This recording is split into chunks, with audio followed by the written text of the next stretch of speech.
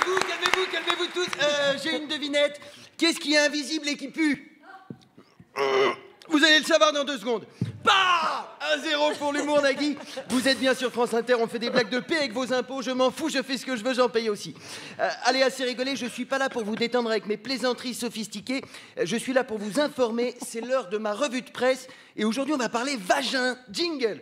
Les vagins, c'est très bien. C'est bien mieux que le sopalin. Alors, le buzz de la semaine, Nagui, le buzz de la semaine, c'est à propos des résidus de pesticides qui ont été retrouvés dans les tampons et serviettes hygiéniques. Et bien évidemment, ces produits toxiques se retrouvent directement en contact avec les muqueuses vaginales. Autant vous dire que quand j'ai appris la nouvelle, j'étais bouleversé. J'étais persuadé avant de bouffer bio. Alors, parmi la liste des produits chimiques, figurez-vous qu'on trouve du désherbant.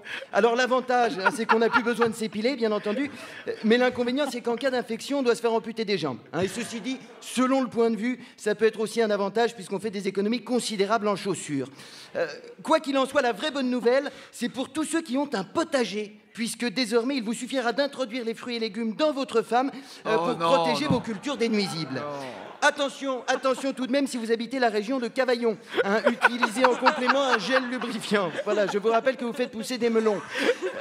Si malgré tout, vous êtes opposé à la présence de pesticides dans vos tampons, il existe une alternative simple et écologique. Tous les mois, restez pendant 5 jours accroupis au-dessus d'une bassine. Autre actualité de la semaine, Nagui, c'est Israël qui a décidé de repousser un peu les limites de ses frontières. C'est un peu agaçant pour les voisins puisqu'ils font ça tous les 2 jours. Netanyahou en maternelle, quand il y avait coloriage, c'était le seul qui, en plus de déborder du dessin, il débordait de la feuille, il débordait de la table, il débordait de l'école, le mec. Tranquille, il vole 234 hectares à la Cisjordanie. Alors ok, 234 hectares, c'est pas énorme, mais c'est le principe. C'est comme si demain je disais elle est à moi, Laurence Boccolini.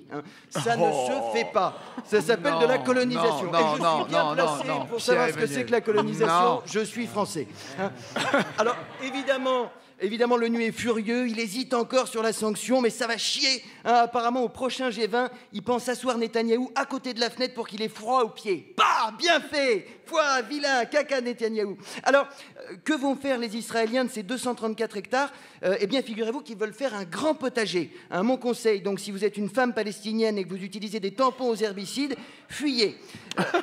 Je termine ma petite revue de presse avec une touche de pédophilie, parce que la pédophilie, c'est toujours sympa.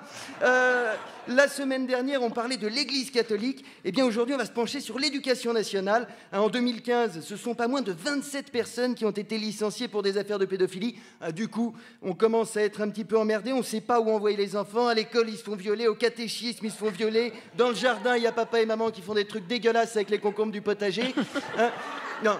On pourrait quand même jeter un coup d'œil rapide sur le passé du personnel avant de l'engager. Si par exemple sur le CV d'un instit, dans la partie loisirs, il y a écrit sortie entre amis, canoë-kayak et sucer des gosses, bon, faut peut-être peser le pour et le contre avant de lui confier une classe de CP. Même si les enfants adorent le canoë-kayak. Alors, comme souvent dans les affaires de pédophilie, les coupables sont essentiellement des hommes. Ça paraît logique. Déjà, il n'y a pas de femmes prêtres.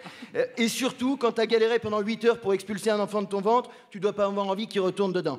La semaine prochaine, on parlera des attentats à Ankara, un bilan terrible, près de 40 morts, des corps déchiquetés, des scènes de guerre dans la capitale. Mais bon, ça pouvait attendre une petite semaine, ils ne sont pas français. Merci de m'avoir écouté. La bande originale, Nagui, sur France Inter.